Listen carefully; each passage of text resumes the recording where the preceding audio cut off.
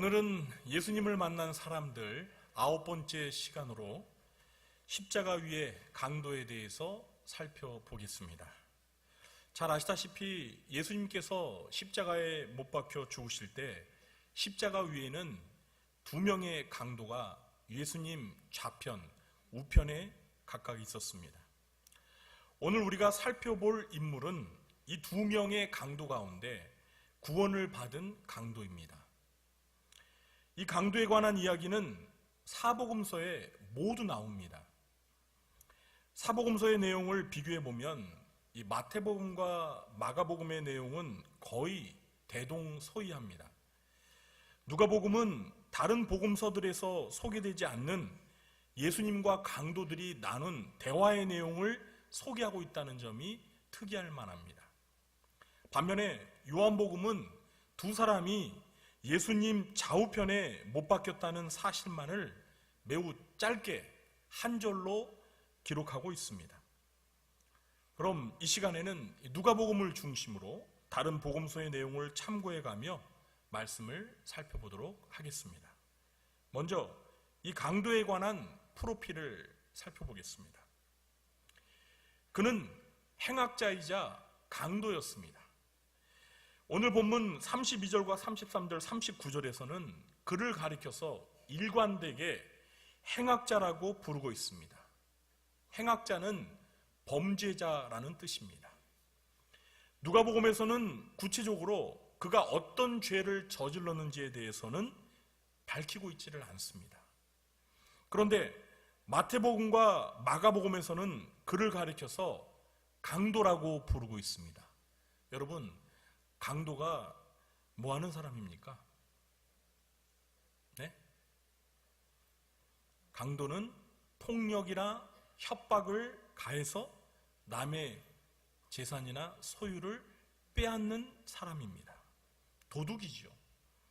예수님 당시에는 이 강도라는 단어가 혁명가를 가리키는 의미로도 사용되었습니다. 혁명가. 예수님 당시에는 열심당이라고 해서요, 로마로부터 이스라엘의 독립을 쟁취하기 위해서 무장 봉기를 꾀하는 혁명당원들이 있었습니다. 예수님의 12 제자들 가운데서 셀로신 시몬이라는 제자가 있었는데요, 이 셀로신이라는 말이 열심당 또는 혁명당원을 의미하는 것입니다. 시몬은 예수님의 제자가 되기 전에 이스라엘의 독립을 위해서 독립운동을 하던 열심당원이었던 것입니다. 로마인들은 이런 혁명당원을 강도라고 불렀습니다. 따라서 오늘 이야기의 주인공인 이 행악자가 단순 강도인지 아니면 혁명당원인지 논란의 여지는 있습니다. 하지만 제 생각에는 혁명당원 같지는 않아 보입니다. 왜냐하면 만일 그가 이스라엘의 독립을 위해서 투쟁한 사람이라면 오늘 본문에서 누가가 그를 가리켜서 행악자라고 부르지는 않았을 것입니다. 여러분 한번 생각해 보십시오. 로마인들이야 이스라엘의 독립을 위해서 이 독립운동을 펼친 사람들을 가리켜서 행악자 또는 범죄자라고 말할 수 있습니다. 그러나 이스라엘 사람들에게도 이스라엘의 독립을 위해 로마와 투쟁하는 독립운동가가 행악자입니까? 범죄자입니까? 그럴 수는 없습니다. 도리어 이스라엘 사람들에게 독립운동가는 의인이자 애국자이자 영웅입니다. 여러분, 이렇게 생각해 보면 쉽게 이해가 되실 것입니다. 우리나라가 일제강점기 때 우리나라의 독립을 위해서 헌신했던 독립운동가를 일본의 순사들은 범죄자라고 할 것입니다. 그러나 우리나라 백성들은 그 독립운동가를 가리켜서 뭐라고 부르겠어요? 애국자라고 부르죠. 그들을 가리켜서 행악자라고 부르는 사람이 있어요? 한 명도 없죠. 그런 사람이 있다면 그 사람은 민족을 배반한 친일파겠죠. 오늘 누가가 복음을 기록하면서 이 강도가 만약 독립운동가였다면 행악자라고 부르지 않았을 거예요. 그렇기 때문에 이 사람은 정말 강도입니다. 따라서 그는 같은 동족인 이스라엘 사람들조차도 행악자로 부르는 흉악한 강도였음에 틀림없습니다. 사복음서를 읽어보면 이 강도에 관한 인적 사항에 관해서는 더 이상 알려진 정보가 없습니다. 그래서 제가 여러분에게 더 알려드릴 게 없습니다. 그가 남자라는 사실 외에 그의 이름도, 그의 나이도, 그의 가족 사항도, 그리고 어쩌다가 강도가 되었는지, 심지어는 구체적으로 어떤 강도질을 했는지조차도 모릅니다. 우리가 지금까지 살펴본 사람들 가운데 가장 베일에 쌓인 인물이 바로 오늘 본문에 등장하는 강도입니다. 나중에 천국에 가시면은요, 한번 물어보세요. 궁금하신 거 있으시면 물어보세요. 제가 더 이상 가르쳐 드릴 게 없어요. 그럼 다음으로 그가 어떻게 해서 이 강도가 예수님을 만나게 되었는지를 살펴보겠습니다. 이 강도는 그동안 우리가 살펴본 8명의 예수님을 만난 사람들과는 전혀 다른 차원에서 예수님을 만나게 되었습니다. 이전에 살펴본 사람들은 대부분 어떤 목적과 동기를 가지고 예수님을 찾아와서 만나게 되었습니다.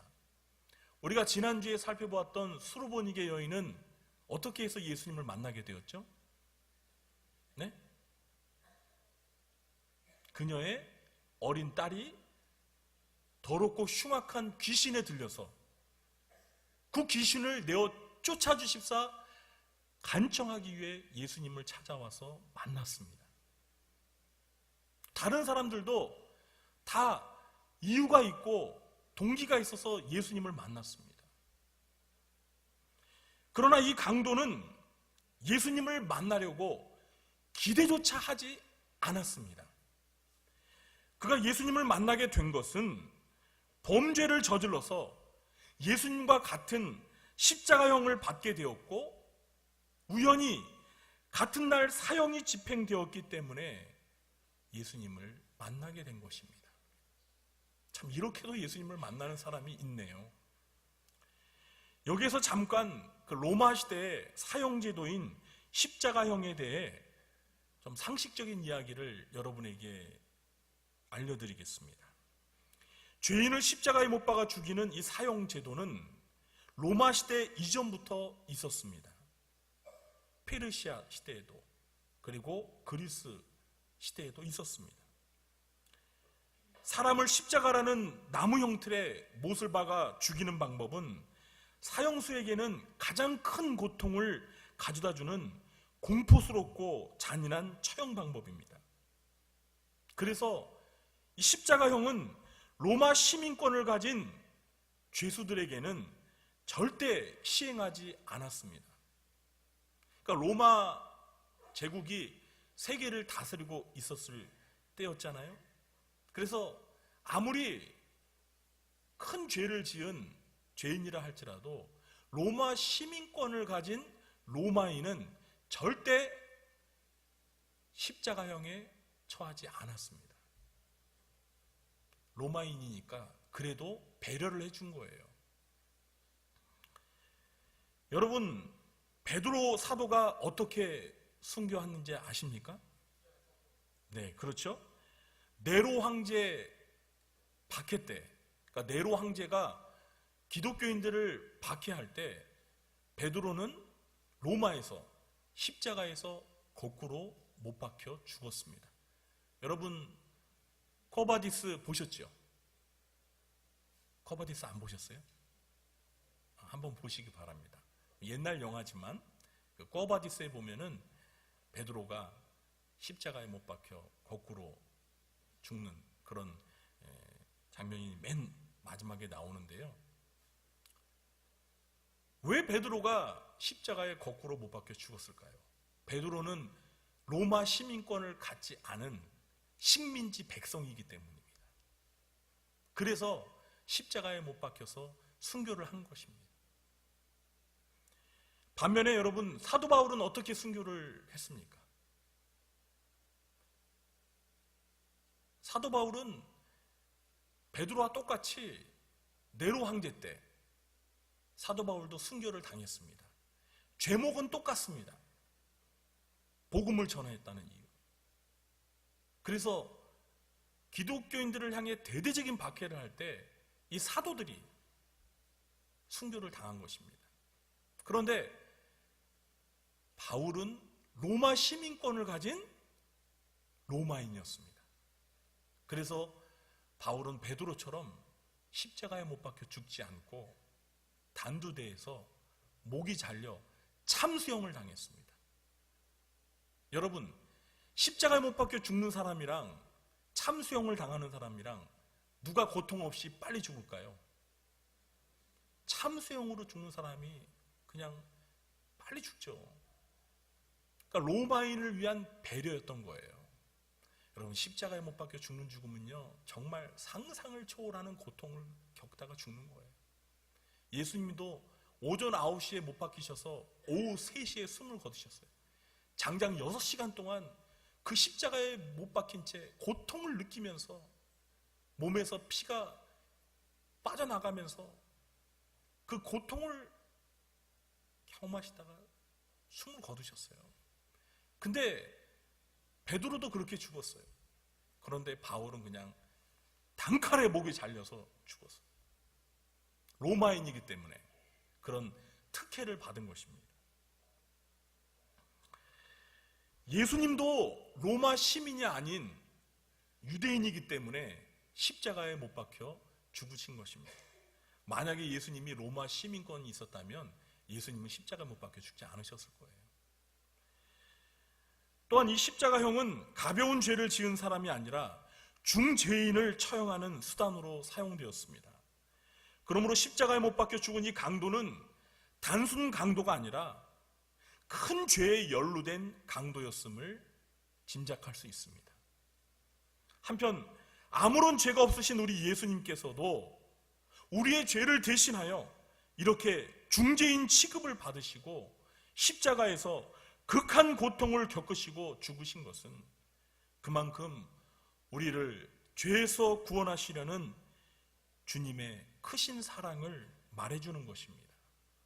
로마서 5장 8절에 우리가 아직 죄인 되었을 때 그리스도께서 우리를 위하여 죽으심으로 하나님께서 우리에 대한 자기의 사랑을 확증하셨느니라. 여러분, 사랑하는 사람을 위해서 여러분 목숨을 바칠 수 있습니까? 정말 사랑한다면 가능할 수 있겠죠? 그런데 사랑하는 사람을 위해서 십자가에 못 박혀 죽으실 수 있으십니까?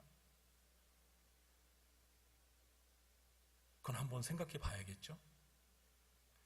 근데 우리 예수님께서는 저와 여러분을 위해서, 저와 여러분을 너무너무 사랑하셔서 우리를 대신해서 십자가에 못 박혀 죽으셨습니다.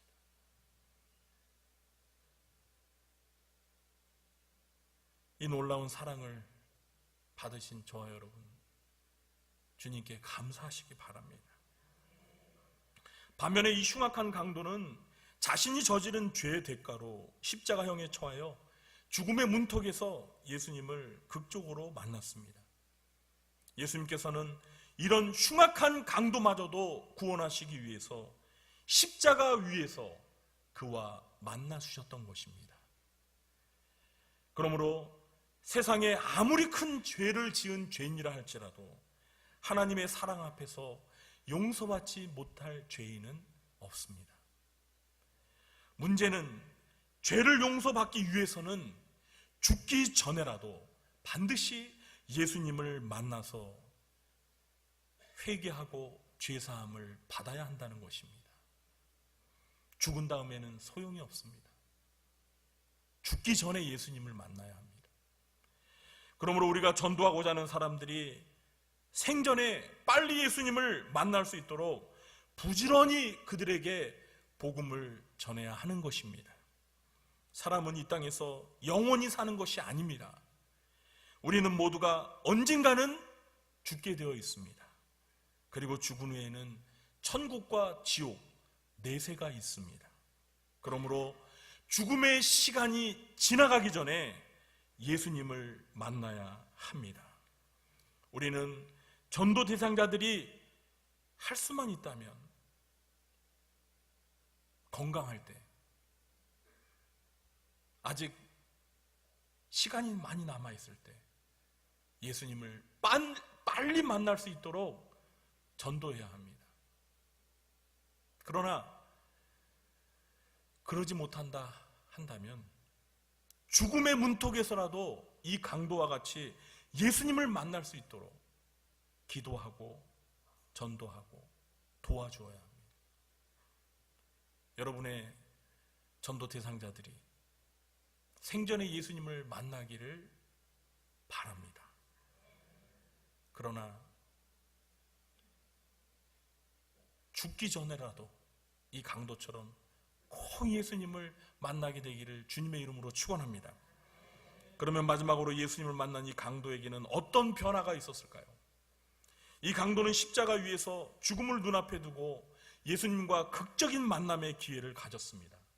그리고 그는 그에게 운명처럼 다가왔던 이 예수님과의 만남을 통해서 지옥에서 천국으로 자신의 영원한 미래가 바뀌는 극적인 체험을 하게 되었습니다. 어떻게 이런 일이 가능할 수 있었을까요? 그것은 그가 십자가 위에서 예수님을 만나고 자기의 죄를 회개하고 예수님을 믿었기 때문입니다. 그렇습니다. 그는 십자가 위에서 자신의 죄를 회개했습니다. 어떻게 회개했냐고요?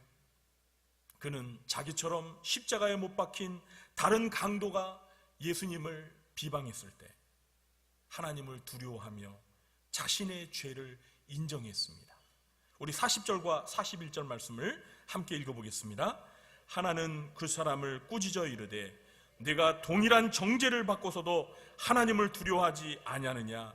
우리는 우리가 행한 일에 상당한 보응을 받는 것이니 이에 당연하거니와 이 사람이 행한 것은 옳지 않은 것이 없느니라 하고. 여러분, 이 말을 지금 이 강도가 하는 거예요. 다른 강도가 예수님에게 당신이 그리스도면 당신과 우리를 구원해봐 하고 예수님을 비방하고 모독했을 때 그 말을 듣고 이 강도가 그 강도를 꾸짖으며 한 말입니다. 야, 너와 나는 강도 짓을 하고 십자가에 못 박혀 죽어도 마땅한 죄인이야. 그런데 아직도 하나님을 두려워하지 않아? 이분은 우리와 다른 분이야. 이분은 죄가 없으신 분이야. 이분은 십자가에 못 박혀 죽을 이유가 없는 의로우신 분이야. 그런 말을 하면 안 돼. 이렇게 말했던 것입니다. 그의 말 속에 자신의 죄를 인정하고 회개하는 마음이 담겨 있었던 것입니다. 또한 그는 예수님이 죄가 없으신 의인임을 알고 있었습니다.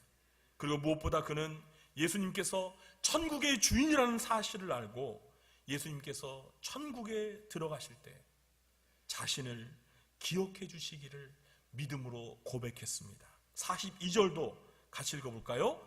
이르되 예수여 당신의 나라에 임하실 때 나를 기억하소서 하니. 예수님, 당신이 죽어서 하늘나라에 들어가실 때 저도 기억해 주세요. 저도 데려가 주세요. 이 강도는 예수님을 믿었던 것입니다. 어떻게 해서 그 짧은 예수님과의 만남 속에서 예수님을 믿게 되었는지 우리는 모릅니다. 그러나 분명한 것은 하나님께서 그를 선택하셨기에 그 십자가 위에서 예수님과 함께 보내는 시간, 그 속에서 자신의 죄를 회개하고 예수님을 믿게 되었을 것입니다. 그의 부탁을 들으신 예수님의 반응은 어떠했습니까? 우리 43절도 함께 읽어보겠습니다. 예수께서 이르시되 내가 진실로 내게 이르노니 오늘 내가 나와 함께 낙원에 있으리라 하시니라. 아멘. 예수님께서는 그 강도의 부탁을 들으시고 뭐라고 하셨습니까? 네, 그렇습니다. 예수님은 그 강도가 저질렀던 죄를 문제 삼고 그의 요청을 거절하지 않으셨습니다. 여러분, 십자가에 못 박혀 죽을 만큼의 강도라면 생전에 얼마나 못된 짓을 했겠어요. 그런 죄인이 어떻게 여러분 천국을 갑니까? 그러나 예수님은 아셨어요. 그가 십자가 위에서 자신의 죄를 인정하고 뉘우치고 회개하는 것을 알았습니다. 그래서 예수님은 그의 죄를 용서해 주신 것입니다.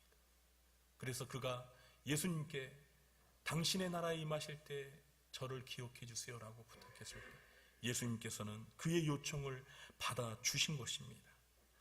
그 강도는 그날 예수님과 함께 죽은 후에 예수님과 함께 낙원에 들어간 줄 믿으시기 바랍니다. 여러분, 낙원이 어떤 곳입니까? 낙원은 저기 종각에 가면 악기를 파는 낙원 상가가 있는데 거기가 낙원이 아니라 낙원은 구원받은 영혼들이 가는 내세, 하늘나라 천국입니다. 사랑하는 성도 여러분, 이 강도는 예수님과 함께 낙원 천국에 들어가는 행운을 얻게 되었습니다. 사랑하는 성도 여러분, 우리는 이 강도에게 하신 예수님의 답변 속에서 죽음 이후에 내세가 존재한다는 것을 알게 됩니다. 그리고 죽기 전에 죄를 회개하고 예수님을 믿는 사람은 죽는 즉시 바로 낙원 천국에 들어가게 된다는 것을 알게 됩니다. 저 여러분이 죽으면 어디 간다고요? 예수님이 가신 이 강도가 간 낙원 천국에 즉시 가게 됨을 믿으시기 바랍니다. 사랑하는 성도 여러분, 그러나 죽음 이후에 천국만 있는 것은 아닙니다. 천국 말고 또 무엇도 있죠? 지옥도 있습니다. 회개하지 않고 예수님을 믿지 않은 사람들은 천국이 아닌 지옥에 가게 된다는 것도 우리는 알아야 합니다. 우리는 이 사실을 누가복음 16장에서 부자와 거지 나사로의 이야기를 통해서 알 수 있습니다. 부자와 거지 나사로가 죽은 후에 거지 나사로는 어디를 갔죠? 천사의 손에 받들려서 아브라함 품에 천국에 갔습니다. 그러나 부자는 어디에 갔죠? 지옥에 떨어졌습니다. 그렇습니다. 죽은 후에 천국과 지옥이 있습니다. 그런데 문제는 이 천국과 지옥을 가는 것은 생전에 결정된다는 것입니다. 생전에 예수님을 믿었느냐 믿지 않았느냐 이 여부가 죽은 이후에 영원한 미래를 결정짓는다는 거예요. 죽은 다음에는 소용이 없어요. 죽기 전에 예수님을 만나고 죄를 회개하고 예수님을 믿어야 합니다. 지난 5월 26일은 우리 교회에서 어린이 사랑 복음 축제가 있었습니다. 그 주간 월요일은 5월 21일 오전 9시에 저는 지옥을 갔다 왔습니다. 저는 월요일날 오전에 좀 잠을 자는 습관이 있습니다. 주일 사역이 피곤하기 때문에 이렇게 오전에 잠을 자는데 5월 21일 월요일에도 어김없이 잠을 자고 있었습니다. 그런데 꿈속에서 저는 지옥을 가게 되었습니다. 정확하게는 지옥에 떨어졌습니다. 저는 예전에 하나님께 기도하면서 천국과 지옥을 갈 수 있게 해달라고 떼를 부린 적이 있었습니다. 그러나 하나님께서는 그 기도에 응답해 주시지 않으셨습니다. 그 이후로는 사실 그런 기도를 드린 적이 없었습니다. 어린 사랑 복음 축제를 앞두고도 하나님 저에게 천국과 지옥을 보여주세요, 이런 기도를 하지 않았습니다. 그런데 그날 월요일 아침에 저는 꿈속에서 지옥에 떨어졌습니다. 이렇게 사람들과 모여 있었는데 갑자기 땅이 꺼지는 것처럼, 마치 절벽에서 떨어지는 것처럼 저와 제 주변에 있는 사람들이 함께 떨어졌습니다. 한도 끝도 없이 떨어졌습니다. 그때 제가 떨어지면서 제 주변을 돌아보니까 함께 떨어지는 사람들이 다 벌거벗었어요. 근데 그 사람들을 보는 순간 이상했습니다. 그 이상하다는 말은 뭐냐면 그 사람들은 예수 믿는 사람들이 아니었습니다.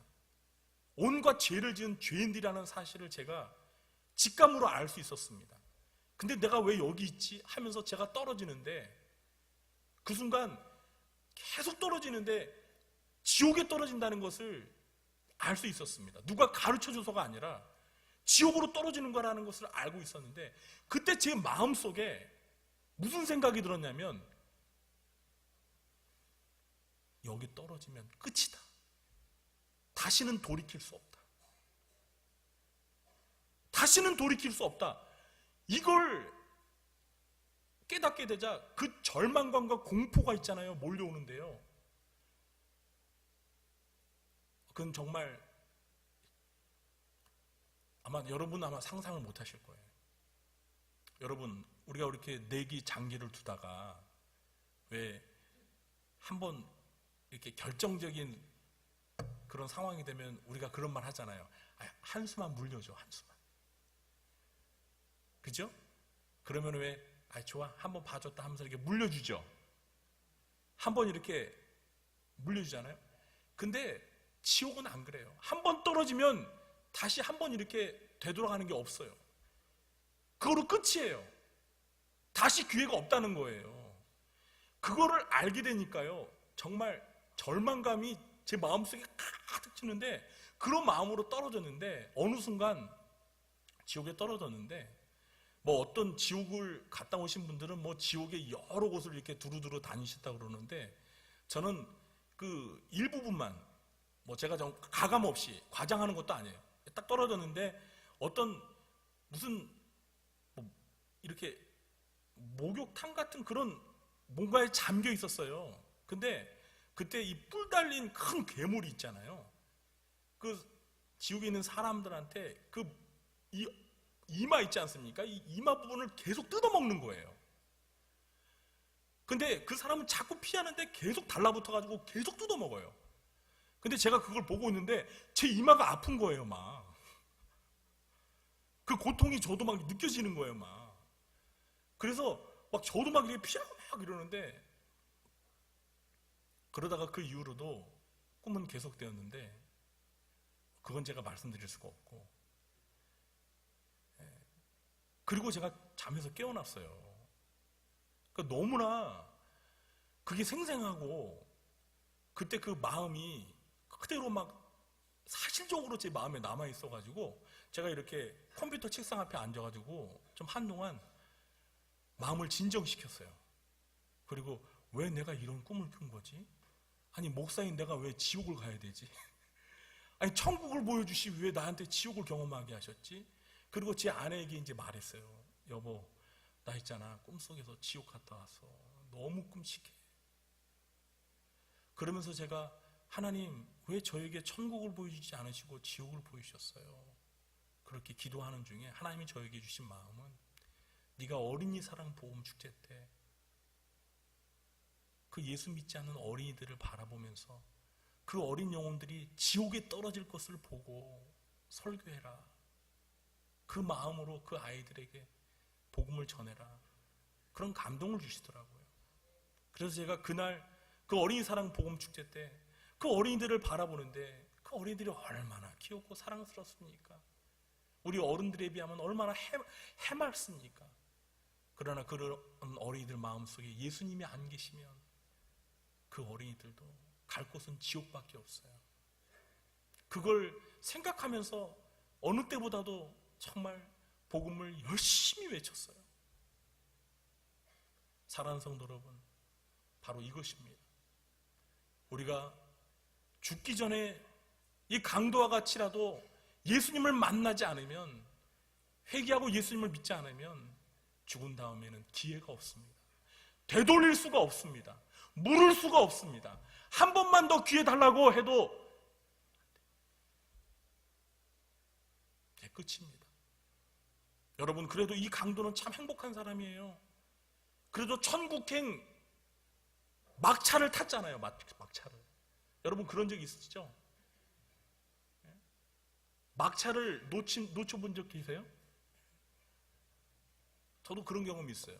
근데 시내를 갔다가 이제 막차 버스에 있는데 그 막차를 놓친 거예요. 그래서 한없이 기다려도 안 오는 거예요.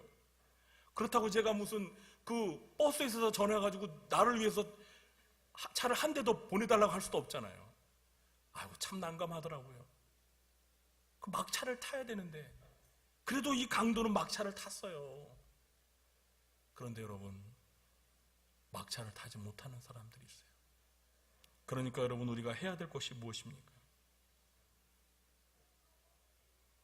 죽기 전에 이 강도와 같이 살아있을 때 예수님을 만나고 예수님을 믿도록 복음을 전해야 합니다. 사랑하는 성도 여러분, 오늘 이 말씀을 통해서 한번 우리 주변에 있는 사람들을 돌아보시기 바랍니다. 우리가 전도해야 할 대상자들을 생각해 보시기 바랍니다. 그들이 건강할 때, 그들에게 아직 시간이 많을 때 부지런히 전도하시기 바랍니다. 그리고 이제 생이 얼마 남지 않은 것 같은 사람이 있다면 그들을 우선적으로 가서 복음을 전하시기 바랍니다. 그들이 예수님을 믿을지 않을지 몰라요.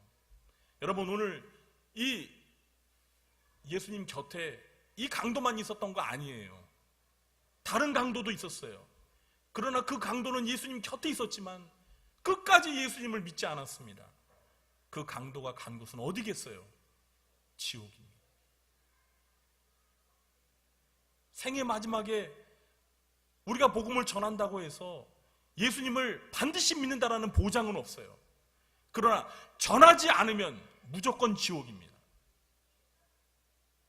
그래도 믿음을 가지고 기도하면서 전하면 확률은 50대 50이에요. 그러나 저는 우리가 기도하면서 복음을 전하면 마지막이라도 하나님께서 그 영혼을 구원해 주실 줄 믿습니다.